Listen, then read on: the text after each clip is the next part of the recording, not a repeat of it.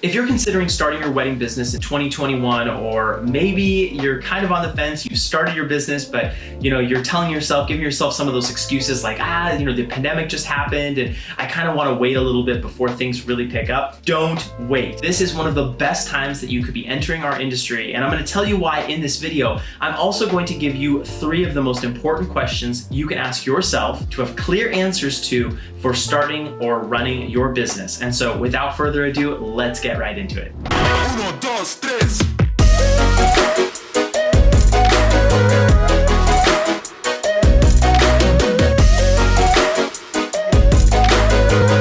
What's up, guys? So in today's video, we're going to be talking about 3 of the most important questions you can ask yourself as a new business in the wedding or event space. And these questions will give you a lot of clarity around your business, who you serve, how you serve them, and how you can best start getting clients as quickly as possible. Now, I mentioned in the beginning how I think this time is one of the best times ever to be starting your wedding or event business. And here's the reason why. For the last minimum 12 months, we've seen huge amounts of pent-up demand, people who have been getting engaged, people who wanted to get married but haven't been able to do it the way that they've wanted to do it. Also, we've had incredible gains with people making a lot of money in the stock market, in the real estate market, and there's a lot at play happening in our economy and just in the environment surrounding these social events. And so that's why I'm really excited for any of you newcomers who are in this business, who are getting in this business.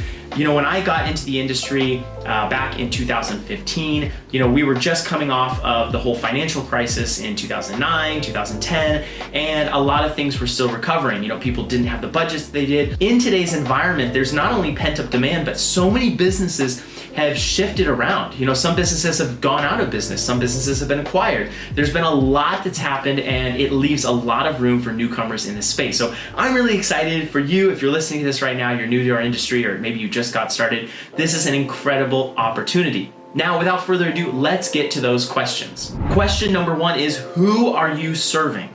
You have to be so extremely clear on who you're serving, and not just who you're serving in a broad categorical sense, but who specifically are you serving, and not just the avatar. Don't just build some hypothetical person out of air, but I'm actually talking about building your service for a specific person. It helps if they have a name. It helps if they have, a life that you craft your services specifically for. And then you go and look and see in that pool of people who encompass those different demographics, is your pool of people large enough, and does what you want to offer actually solve a need? That goes to question number 2, which is, what challenges are these people facing that you can help solve?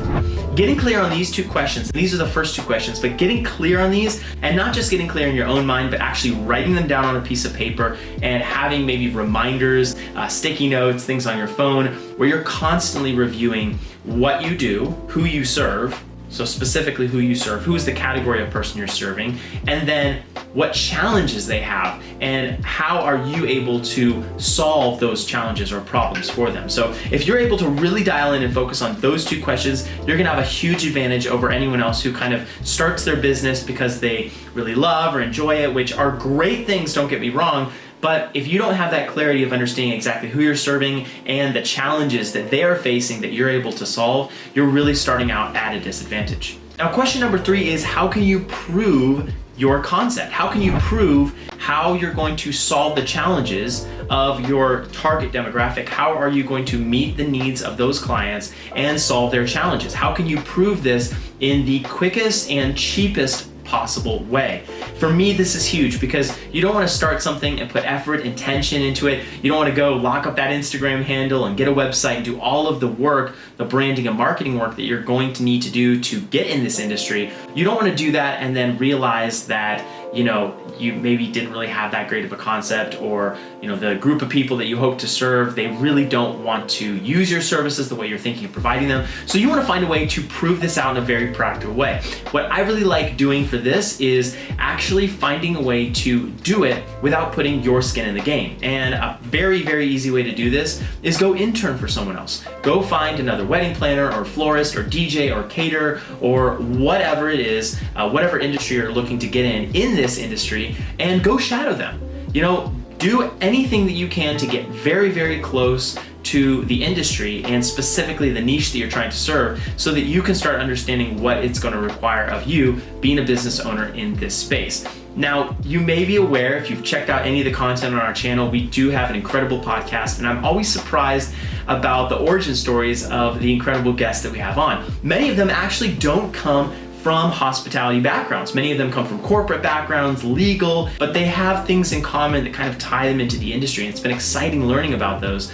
But I would just say a lot of them, when they started, they got into the industry because they were able to do it for free. Whatever their craft was, whether it was florals, planning a wedding, DJing, whatever it was, right? They were able to get into the industry because it was something they loved to do, and they did it for free for a little bit, just to kind of try their hand at it. And this is a perfect way to prove your concept. So that's step number 3, right? The third question that you need to be asking yourself: how can I prove this concept in the quickest and cheapest way possible?